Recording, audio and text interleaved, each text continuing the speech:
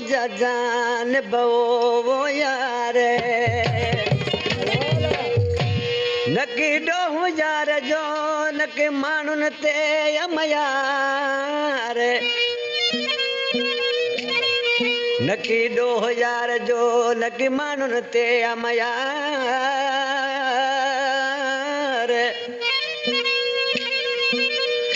ओ किस्मत कयो आधार महबूब मुखा मलुक शाह चवे साईं मलुक शाह हैदराबाद एयरपोर्ट जो वेठल है उन जो दोड़ो है मुझे मुर्शिद है बाबुलो शोरो मुझे प्यारो परी दोस्त है उन्हें पसंद है कलाम आशिक माण्हू ॾिसी जॾहिं उनखां महबूब जुदाई करे हो तो रोए पियो ऐं पंहिंजी क़िस्मत खे छा पियो चवे दोस्तनि खे छा पियो ॿुधाए ओ पंहिंजे भागनि खे चवां क़िस्मत कयो दिल भर जुदा पंहिंजे भागनि खे चवां क़िस्मत कयो दिल भर जुदा सूरतो तॾहिं ॾिसां सूरतो तॾहिं ॾिसां सूरतो तॾहिं ॾिसां महबूब जो आहे बेवफा पंहिंजे भागनि खे चवां क़िस्मत कयो दिल भर जुदा पंहिंजे भागनि खे चवां क़िस्मत कयो दिल भर जुदा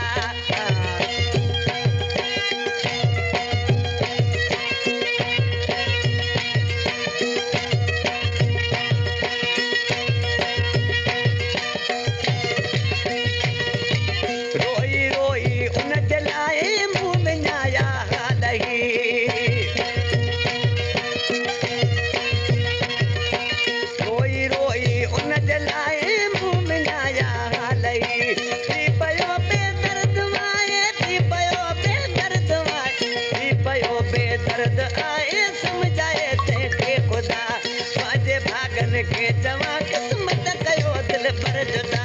सूरतो तॾहिं ॾिसां सूरतो तॾहिं ॾिसां सूरतो तॾहिं ॾिसां महबूब जो आहे बेवफा पंहिंजे भागनि खे चवां क़िस्मत कयो दिल भर जुदा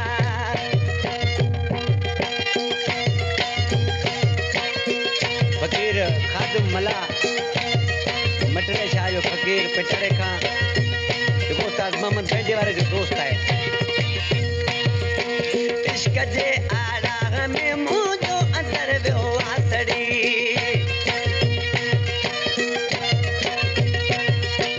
इश्क जे आड़ा में मुझो अंदर वियो आसड़ी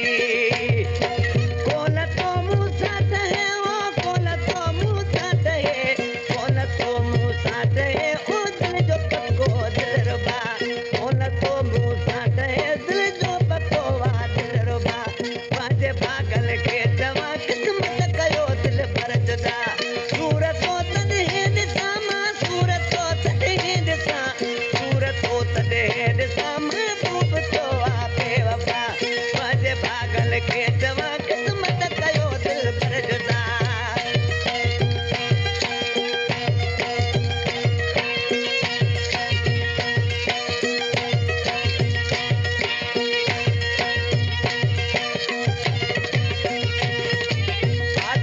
में जिंदगी मादी न तो कासम सगा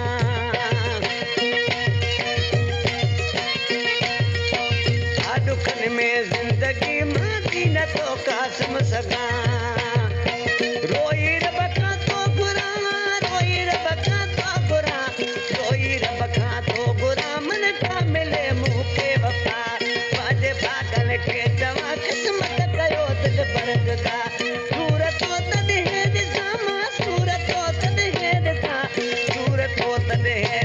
महबूब जो आहे बेवफा पंहिंजे भागनि खे चवां क़िस्मत कयो दिल भर जुदा पंहिंजे भागनि खे रिकॉर्डिंग अता मोहम्मद लगारी।